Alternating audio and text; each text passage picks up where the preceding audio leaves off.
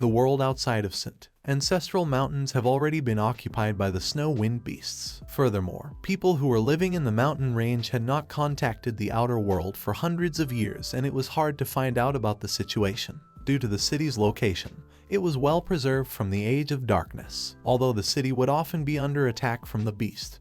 But after all this, the city was rebuilt again and again. This was the city that symbolizes the hope of humanity. It's called Glory City. At the Holy Orchid Institute, the fighter apprentice class welcomed a new teacher. The students heard that the new teacher was from a sacred family and also a silver-ranked demon spiritualist. The teacher explains that the demon spiritualists and fighters have 5 levels and a legend.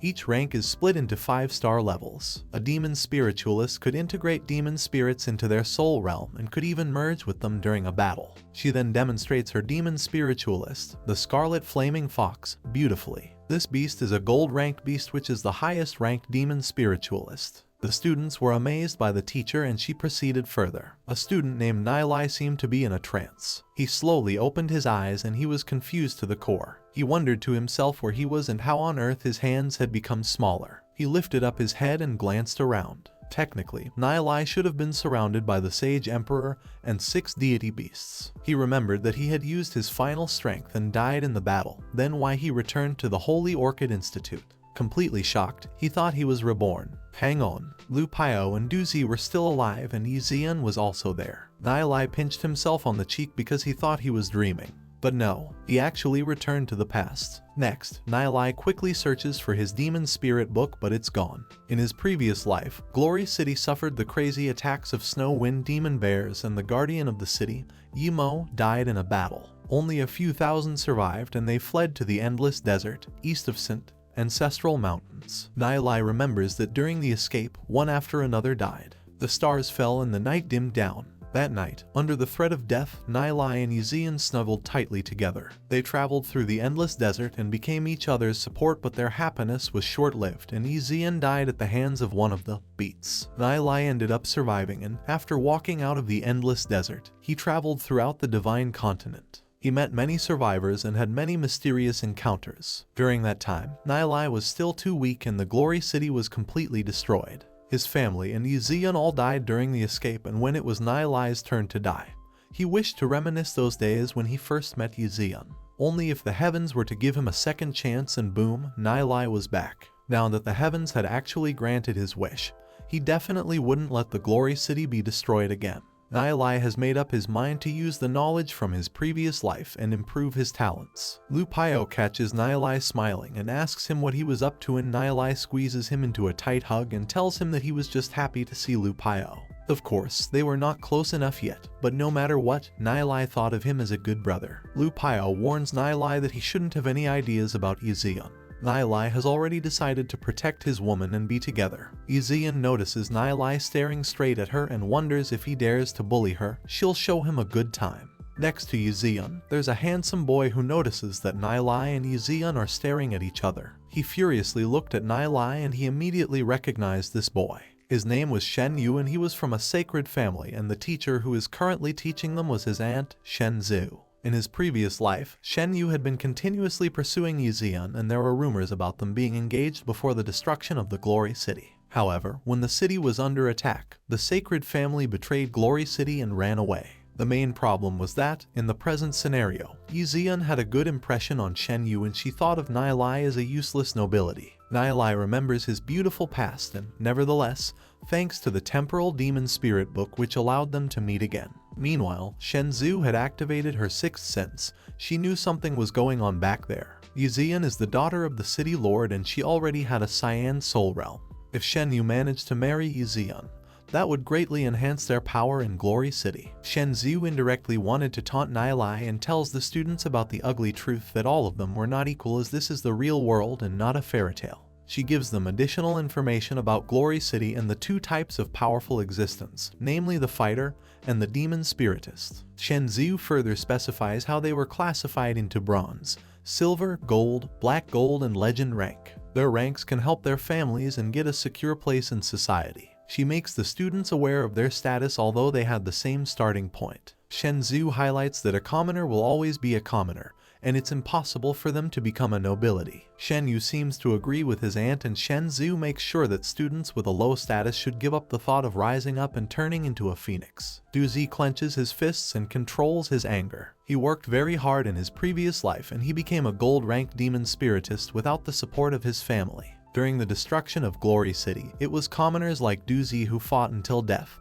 and the first ones to flee were the Sacred Family. Nai Lai raises his hand and asks Shen Zhu if she has any evidence that supports her statement about them being the only humans that survived. He knew that Shen Zhu had never left the Glory City and she knew nothing about the other survivors. Nai Lai stands confidently in front of her and the students seem to be amazed by him. Shen Zhu asks Nai Lai if he has any evidence about the other human that survived. Nai Lai narrates the story of how a frog claimed that the sky was only as big as the hole in the well because the frog could only view the sky from the well. Nai Lai easily slayed it as he called her a short-sighted, narrow-minded frog. Yixian looks at Nai Lai and she smiles at him. Surprisingly, Nai Lai winks at her and Lu Piao approves. He managed to publicly contradict the teacher and also teased Yixian. Nai Lai isn't done yet and he asks Shen Zhu another question about Lord Yimo, and if she's aware that he was a commoner too. Lord Yimo also used to be a commoner and Shen Zhu believes that he only managed to climb to the peak and it won't happen again.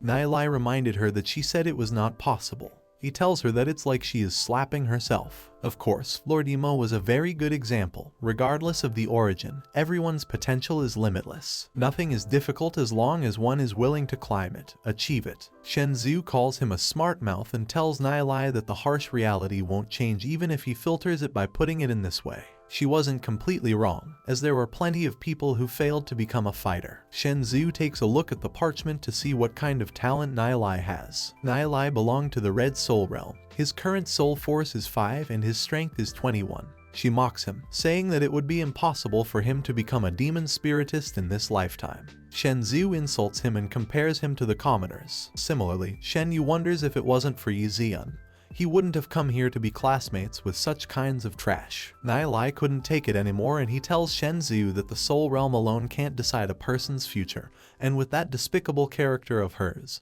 she could never do anything good but only defend the gifted and mock the mediocre. Shen Zhu gets furious and tells Nai Lai that he actually dared to discredit his teacher. Nai Lai tells her straight away that he feels ashamed of having a teacher like her. Instead of coaching them patiently, she uses harsh words to attack their self-confidence. Shen Zhu was definitely not worth being a teacher. Nai Lai declares proudly that one day he'll become a legend-ranked demon spiritist like Lord Yimo, and he'll marry the most beautiful woman in Glory City. Yixian feels shy for some reason and Shen Yu seems to be worried. Shen Zhu laughs at him because she thinks Nai Lai is naive, as he thinks that success relies on luck alone. Nai Lai knew that Shen Zhu's heart was full of contempt, but he was determined to shut her mouth with hard facts. Nai Lai tells Shen Zhu that they are practitioners who already challenge the impossible by going against the way of heaven. He states that without a continuous fighting heart and without any courage, even the ones with extraordinary talent would be useless. Nai Lai then asks Shen Zhu to make a bet that in the coming test,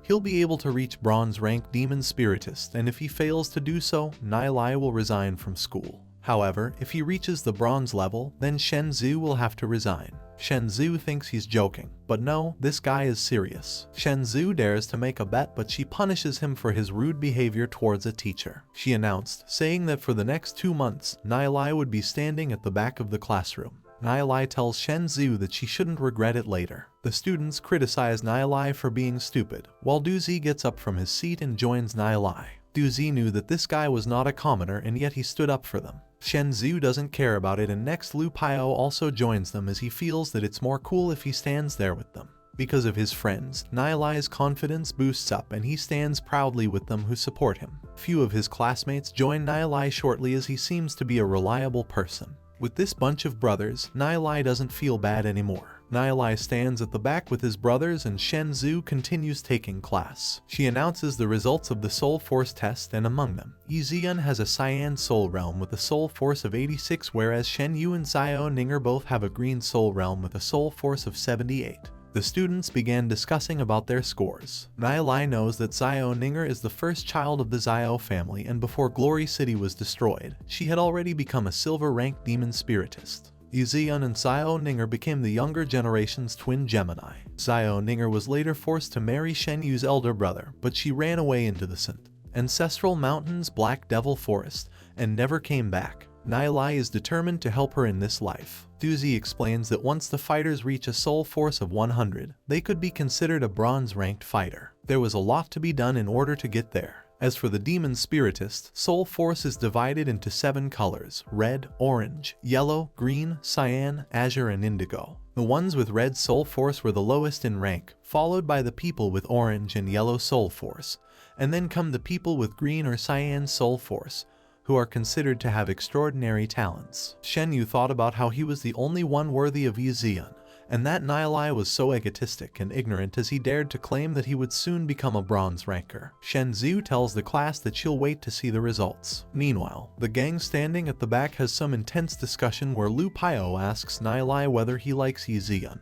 Nilai tells him that he likes her, and Lu Piao agrees that he won't fight with Nilai for a beauty. But as a brother, he warns Nilai that Yixian's identity is too noble. On the other hand, Duzi states the facts that Yixian is a super genius and that she would definitely soar high with her cultivation. The problem was that Duzi hated these kinds of people who constantly think about how to chase after girls when they don't even know how to work hard and train. Lu Piao gets offended as he, at the most, has only spent half a day thinking of girls. Duzi was stuck with these kinds of people now. He suggests to Nilai that he should give up on Yixian and focus on training instead. Nilai was well aware of the things he wanted to do, and it'd definitely be accomplished. Nilai also promises Duzi and Lu Piao that he will let both of them become the strongest demon spiritist. Lu Piao was never interested in becoming a demon spiritist as the process seemed to be too hard. Duzi knows the consequences of becoming a fighter. The higher one climbs, the harder it is to train and improve. Moreover, a legend rank fighter wasn't even worth a black demon spiritist on the battlefield. Lu Piao adjusts his goals, and he's satisfied if he becomes a gold-ranked fighter in the future. Nilai encourages Lu Piao and tells him that having a red soul realm is not a problem, as he also has a red soul realm.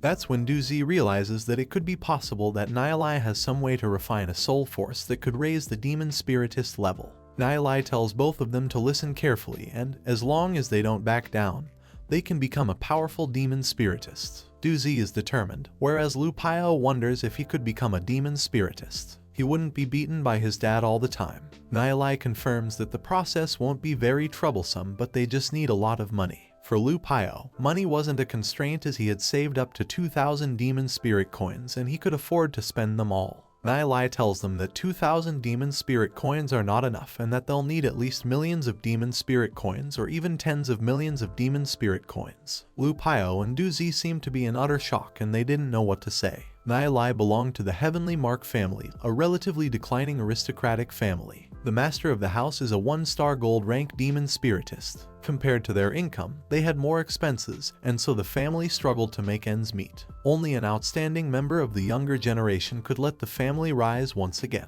Once the school day ends, Nilai leaves quickly to sell all kinds of demon crystals. He was also selling a new bronze armor with a snow and wind pattern inscribed on it, and people gathered to have a close look at it. Somebody asks Nilai the rate, and he says that this armor costs 60,000 demon spirit coins. Wow, that's pretty expensive. The Snow Wind Banshee isn't easy to hunt because their characteristics also made the gauntlets have strong attacking ability. This was indeed a suitable armor for a Snow Wind type fighter and demon spiritist. Lu Piao analyzes the cost, and he knows that bronze rank armor alone would cost 60,000 demon spirit coins.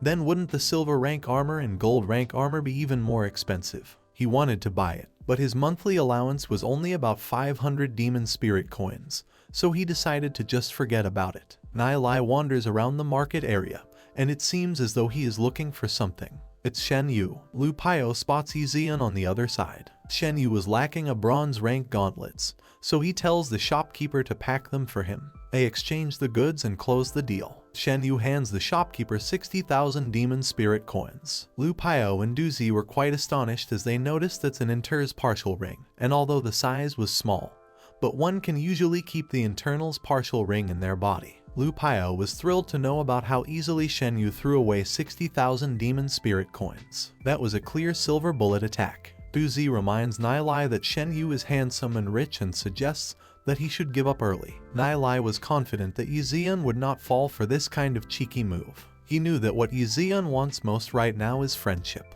In her previous life, Yixian always wanted to befriend Xiao Ninger, but the difference in their identities led them apart instead. Lu Pio wonders what background Yixian came from, and he has a doubt that she likes girls. Nai Lai ignores them and begins his plan.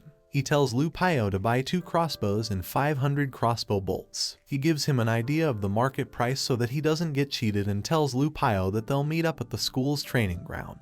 Nai Lai went with Du Zi to purchase black pool grass, and in addition, he also bought some lower fusing agent. On the way, they also get some zoysia grass, and Du Zi wonders what Nai Lai is up to. Nai Lai explains how the black pool grass could be used to relieve some pain, whereas zoysia grass can greatly strengthen the paralysis effect of the black pool grass. The horned sheep never eats zoysia grass because of its paralyzing effect. Hearing him, Du Zi wonders if Nai Lai is an alchemist. In his previous life, Nai Lai had visited the toxic forest, and that's where he learned all this. After getting all they needed, Nai Lai and Du Zi set off to meet Lu Pio. They reach the training ground, which has tall doors. Lu Pio arrives a bit later, but damn, that guy knows how to dress up, especially for a war. He bought much more equipment than he needed. The 3 of them confirm their identities and enter the ground. Just then, a horned sheep lets out a growl. A horned sheep is a type of low-level herbivore demon beast. They are very aggressive in nature and would mercilessly attack if they found someone invading their territory. Lu Pio stood there staring at the horned sheep, and the tension was building up.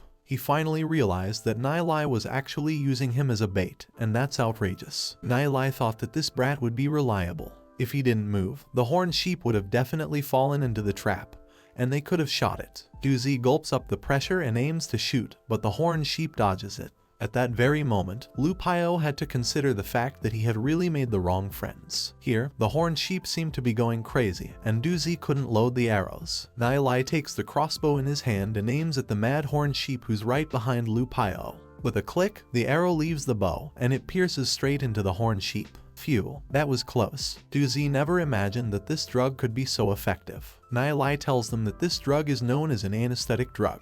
Lu Pio yells at him because he is scared of his butt being hit by the horned sheep, and Du Zi is amazed by Nai Lai's archery skills. Nai Lai tells them to hurry up and clean up the place. They calculated the price, and it seems that they can earn a good fortune of thousands of demon spirit coins a day, but they would have to compromise with their rest. Their bodies were extremely strong, so staying up all night for them was nothing. Their plan was put into action starting tonight, and they worked hard to achieve their goal. They hunted down the horned sheep and sold it off quickly. The next morning, Du Zi calculated that they had hunted about 120 horned sheep, and he was happy to announce that they would each receive about 400 demon spirit coins. They spent 7 consecutive days where they attended lessons during the day and hunted during the night. These 3 studious kids were barely attentive during their lessons. Their classmates discussed about the amount of horned sheep that have dropped recently, and they also heard that the school dispatched some teachers to investigate the matter, but it was all in vain. On the 8th day, Nai Lai tells them that they have earned a total of 16,000 demon spirit coins, but the other 2 seem to be dead tired, so they wish to sleep for a while. Nai Lai tells them to rest, and they'll take a break tomorrow night. Nai Lai decides to explore around in search of finding something interesting. Suddenly, there's a moment, and he wonders if it's a human. Nai Lai takes a look, and his eyes bulge out in astonishment. He sees the cyan light, and this person should be entering bronze rank soon. Wait, what? This person is none other than Xiao Ninger. The next day, Lu Pio informs Nai Lai about Xiao Ninger, who has returned to school. Nai Lai confirms if she's the same one who just reached 1-star bronze rank and left the school. He also knew that Xiao Ninger was seriously ill. Lu Pio tells Nai Lai that he should stop dreaming about her as she's already engaged to the sacred family's Shen Fei, and that Shen Fei is a playboy. Nai Lai suggests that Lu Pio should focus on becoming strong rather than gossiping the whole day. Du Zi is already in the silver class, and he should learn something from him. That night, Nai Lai had noticed how hard Xiao Ninger trained, and he knew that her sickness was about to break out. Since he already knows about it, he decides to help her out. Nai Lai appears out of nowhere and lands in front of Xiao Ninger. She is shocked to see someone at this hour, and she's ready to attack. She spots Nai Lai and puts her dagger down. Nai Lai tells her that they can have a peaceful talk. She recognizes him as her classmate, and she asks him what he is doing here. Nai Lai interrogates Xiao Ninger and asks her the same question. Xiao Ninger tells him that she is training her soul force, and he tells her that he was just strolling around. But Xiao Ninger knew that these days they were hunting the horned sheep. Nai instantly learned that this kind of woman is extremely troublesome, and he blushes at the thought of liking a sweet girl like Yizian. Xiao Ninger tells him that she's going to continue her practice, but Nai doesn't leave and instead continuously stares at her. Nai claims that he knows that when the night falls, both of her feet feel as if they are being burned by fire. Xiao Ninger is shocked to know that Nai knows it. He also knows that her body feels extremely cold and that it's terribly painful. Nai was right. It's the Arctic disease because Xiao Ninger trains at night. In the event she reached the bronze level, she would have been bedridden. There would have been a huge fall in cultivation.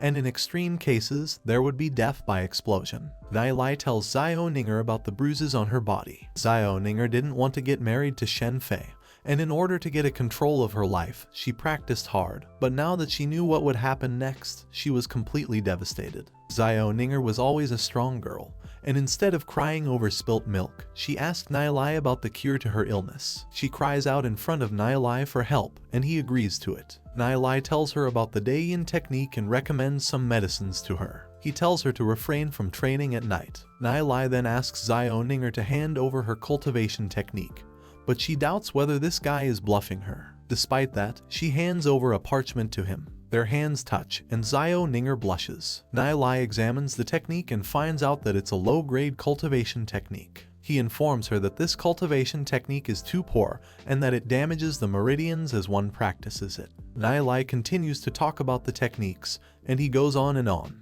Nai tells Xiao Ninger to listen carefully to him as he'll repeat it for the last time only. The name is Heart Eye Soul Spirit changed to Heart Divinity Soul Spirit. By now, Xiao Ninger trusts him a bit because whatever he says is true enough, but most of the time, she can't understand a single word. From a practitioner's point of view, the amendments that Nai has made are far more complex when compared to what she has learned. Xiao Ninger never knew that Nai was so talented with such a vast amount of knowledge. She was afraid, as not even the household master could possess such an ability. Moreover, it's hilarious as she kept treating Nai like a crane.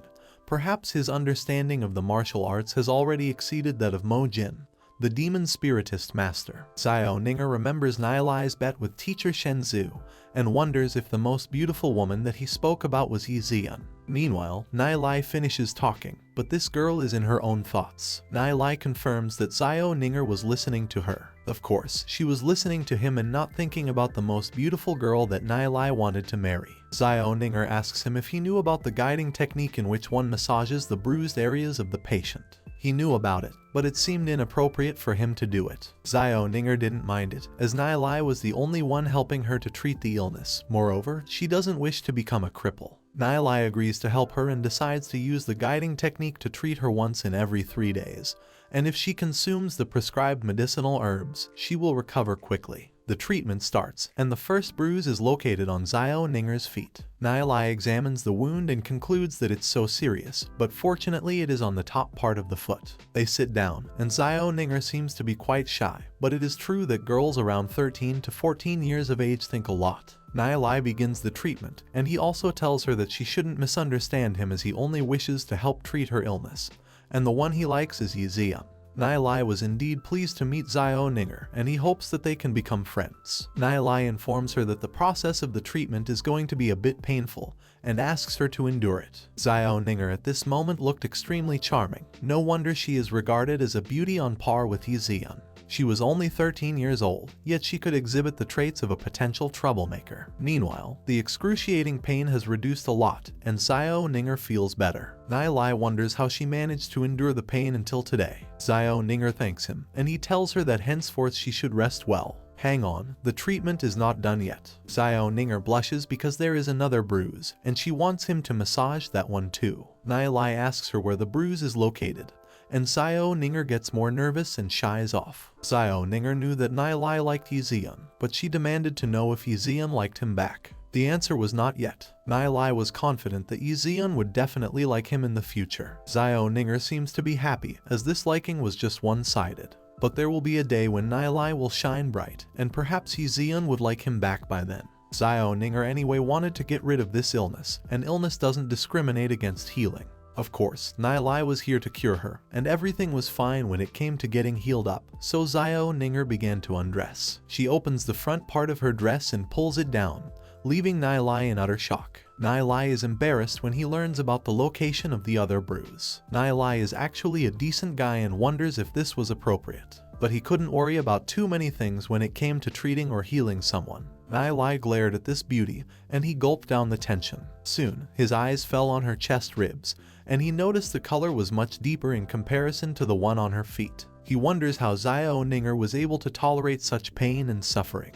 Nai places his hand in the bruise and injects soul force into it, and the treatment begins. This was the first time for Xiao Ninger to experience a guy coming into intimate contact with her body. Even though she was strong, she could unavoidably feel lonely and helpless. Nai at the present moment makes her have the feeling of wanting to depend on someone else. Phew, it was finally done. Xiao Ninger dresses up and thanks Nai for his help. Nai tells her to have a good rest for the next few days, and she will feel relieved. He promises to massage her once in every 3 days, and she'll recover well. He also warns her about not practicing the demon spirit skill at night, as it can have serious repercussions. Nai gets up as it is not time for him to get going. Xiao Ninger thanks him again, as if it weren't for Nai, she really would not have known how bad the situation would have become. Xiao Ninger tells him that now that he has helped her, if he needs her help in the future, she'll definitely go all the way to help him. Nai doesn't hesitate and tells her that he'll look for her if he needs help. Nai takes a huge jump, and he disappears among the bushes. Xiao Ninger stares at him leaving and wonders what kind of a person he is. The beautiful rays of dawn appeared, and everyone seemed to welcome them. It was noisy as ever. The students were busy chattering in the classroom. Once again, it was time for teacher Shenzu's class, and Lu Piao was annoyed with the thought that he had to stand at the back as a punishment again. He was done with her class as every class talked about the things that happened between those nobles and he didn't learn a thing. Duzi can't wait until the coming test in 2 months and Nai achieves the green bronze star level 1. And then he could easily skip her class forever. In a short span of a few days, Nai led them to earn 16,000, and so Duzi would believe in whatever Nai does, and he'll certainly support him. Shen Yu laughs at this joke and wonders if this kind of talentless trash could upgrade to green bronze level 1 within 2 months. Then isn't the sun going to rise from the west? On the other hand, the girl gang seemed to be amazed by this information. Here, Lu Piao is busy fighting with another student and wants to know what he is playing with. Duzi asks Nai about his next plan after hunting the goats. Nai is busy thinking about how to get closer to Yizian. When caught daydreaming, he changes the topic and tells Duzi that he'll know about it after school. Next, Lu Piao finally gets a hold of what he wanted from the other student, but he's fooled by being given a farting silverworm. Nai continues to think about how to make Yizian like him back. Meanwhile, Xiao Ninger stands up and heads in Nai's direction.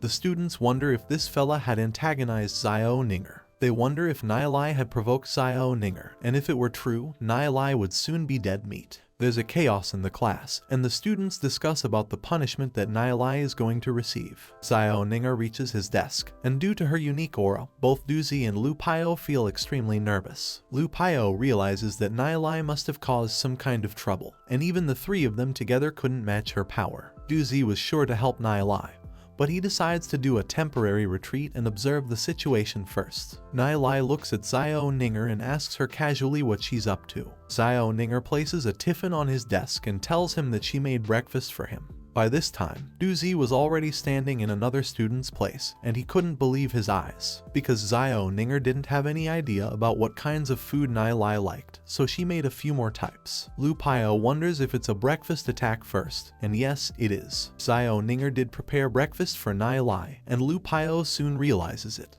Nai's classmates find it hard to accept the fact that Goddess Xiao actually delivered breakfast to that Nai trash. Even Shen Yu seems to be surprised and demands to know why Xiao Ninger is suddenly interested in Nai, as she should already be engaged to his elder brother. Yizian notices it too and wonders why Xiao Ninger took the initiative to get closer to guys like Nai. Here, Xiao Ninger asks Nai if she could sit with him to eat, and the others keep staring at her as if she had asked them for some huge favor. Duzi almost sat on his classmate, and that guy was really annoyed by him. Nai tells her to sit beside him, and he opens up the tiffin. The food looks appetizing and is well presented. Xiao Ninger welcomes Lu Piao and Duzi to join them for breakfast. Lu Piao gets emotional as the goddess Ninger actually remembers his name. He puts his hand straight into the tiffin and enjoys the food. Duzi yells at him to use chopsticks. They enjoy the breakfast happily, and then Xiao Ninger goes back to her place. Lu Piao asks Nai that when he seduced their goddess Ninger, Nai clarifies that they are just normal friends. Duzi doesn't agree, as a normal friend wouldn't deliver breakfast to him in such a special way. Nai tells them to stop fooling around and that they should get to the back as the class is starting.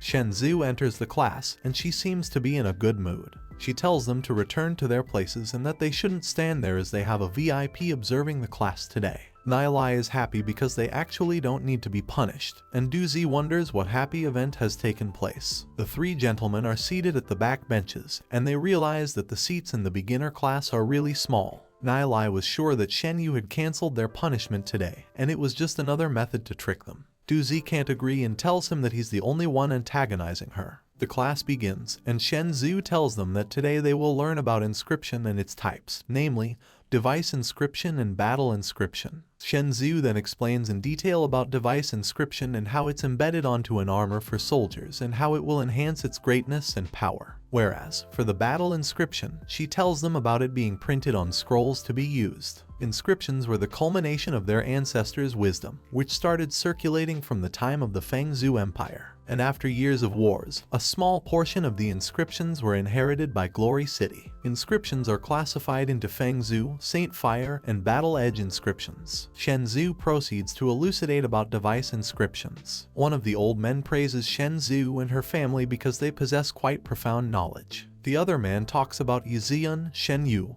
and Xiao Ninger. He also wonders if this person is even more senior than the principal. Shenzhou then begins to explain about the Saint Fire inscription. She tells them that in the Saint Fire inscription research, the God Saint family is acclaimed as the leader. Shen Yu explains the contents and draws a red blaze scorching explosion. The inscription was created by the first generation of the God Saint family and is the most powerful green bronze inscription. She brags about the various inscriptions that were formulated and founded by the God Saint family. Nai knew that the teacher made any mistakes while talking about inscriptions. In his previous life, Nai wandered the continent. Moreover, he was fluent in 7 languages. This guy has the potential to practice well, and that he knows everything from the classics. Nai decides to take a nap, and one of the VIP guests notices him sleeping.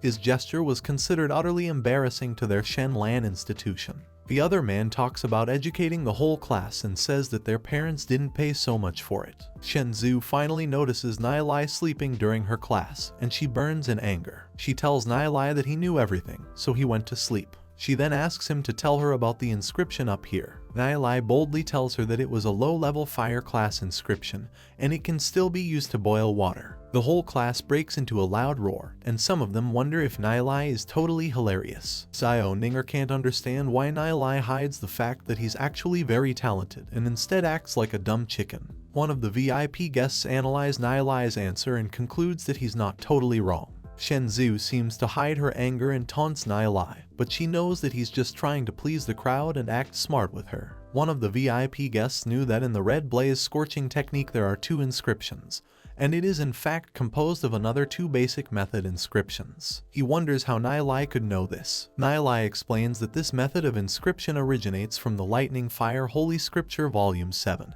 and that the original name should be the Lightning Fire Volcanic Explosion Inscription. Subsequently, a fool had cut out the lightning-related portion, randomly changed a few things, and reformed it so it has the red blaze scorching explosion inscription. It was literally ineffective during battles and was only fit for using it for practice purposes. Nai's classmates are unable to comprehend what he says, and Shenzhou clearly doesn't believe him. For Shenzhou, books that she hadn't read never existed. A boy named Yuan Jiao had borrowed this book from the library and began to flip the pages, but at one point, he could not understand a single thing. The VIP guests are interested in this matter, and the old man orders Yisheng to send someone to the library and get the Book of Lightning Fire Holy Scripture. Yuan Jiao tries to find some more information, but there are too many diagrams, and he doesn't understand the Fengzhou Empire's ancient language. Shenzhou finally fights back and blames Nai, saying that he's slandering their ancestors. The teacher then declares that if Nai is unable to find the inscription,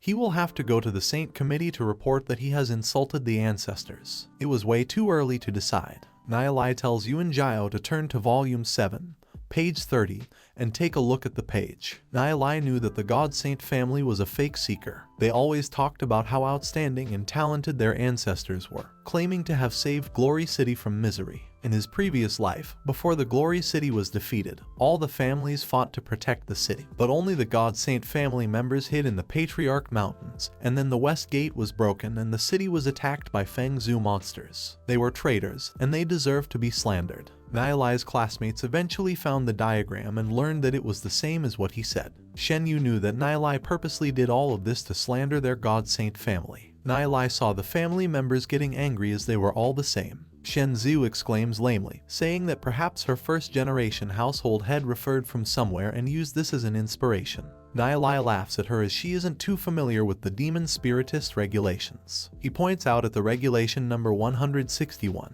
which says that if sectioning or copying the inscription from another demon spiritist's inscription, one must cite the source accordingly and not announce it as self-created. Shen Zhu gets furious at him, and Nai tells her that it's good to learn from the references, but the first-generation household head of the God Saint family directly utilized half the inscription. Moreover, it was announced that it was self-created too. Nai is embarrassed to criticize an ancestor, and he knows it's sinful. He also tells Shen Zhu that the first-generation household head of the God Saint family may have some reasons that he cannot reveal. Nai's classmates ultimately agree with him and state their own points of view. The following moment, Shen Yu stands up against the criticism. He uses some lame excuse, saying that his family may have mistook the original work for the first-generation household head's creation. Nai knows that this guy speaks with barbs, and he even found an excuse to totally push away all the responsibilities. Nai tells Shen Yu that he is very domineering. Fortunately, Glory City has strict laws, or else Nai would really worry that the Saint God family will make him pay for it. He asks Shen Yu if his family will ensure his safety,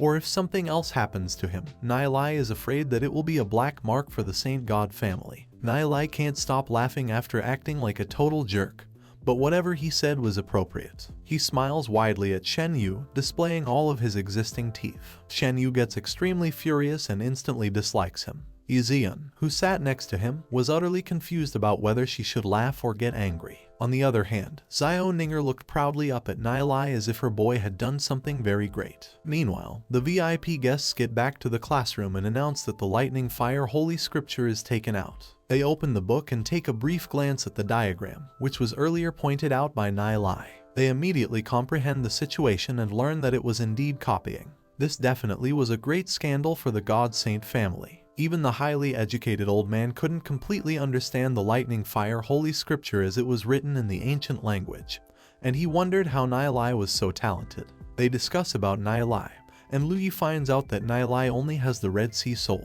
The old man pities Nai, as he is so knowledgeable yet has such poor talent. Otherwise, he could have a brighter future. He then tells Yisheng to arrange the position of collection deacon for him. Yisheng now knows that the Lord intends to protect Nai. It was anyway true that presently the people of Glory City all emphasize only on their personal skills and practice, yet there were not many that could settle down to research the ancient classics. Although Nai's talent was poor, but he was capable and possessed profound knowledge. Being the collections deacon, he could research many more classics, and at the same time, working at the Shanglan Institution would prevent the God Saint family from easily creating problems for him. Shen Zhu was definitely not going to forget what happened today, and Nai knows that one day he'll eventually find her. But as for now, he can't overly antagonize the God Saint family as he is still too weak. The story of what had happened in the classroom of the Shanglan Institution started spreading like wildfire, and it soon became the talk of the town. They discuss about Nai and his deeds. Moreover, there were rumors about the City Lord family rejecting the God Saint family when they went to pay a visit. Nai wonders if the wedding engagement between Shen Yu and Yizian is called off, and he's quite happy about it. At the vice principal's office, Shen Zhu angrily bangs over Yisheng's table and badmouths about Nai.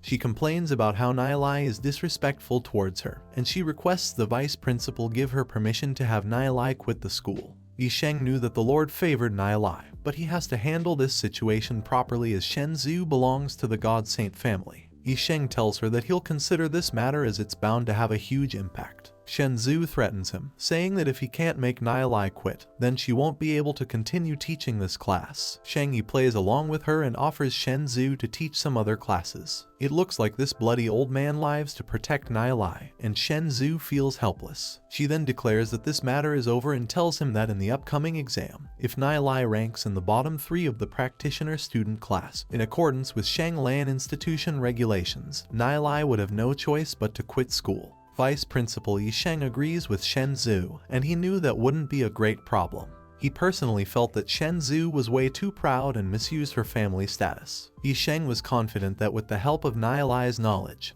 he wouldn't be ranking so low, and even if he ranks in the bottom 3 and is forced to quit school, the Lord would make a move to recruit Nilai.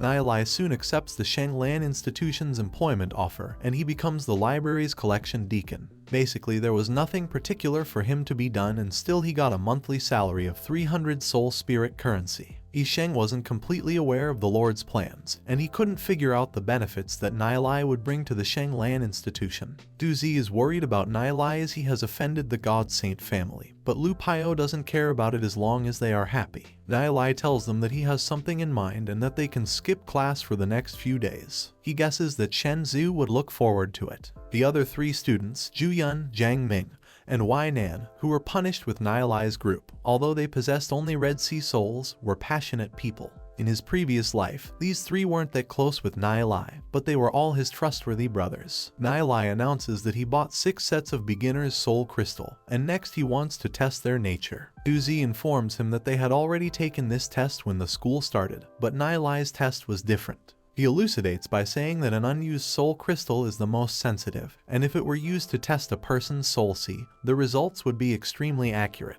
During the school's test, many of them must have used the same crystal repeatedly, and the results were not that proper. Lu Piao asks him about what else could be tested rather than the soul sea grade and soul power strength. Nilai tells him that, apart from this, the soul sea's form as well as the soul sea's attributes can be tested.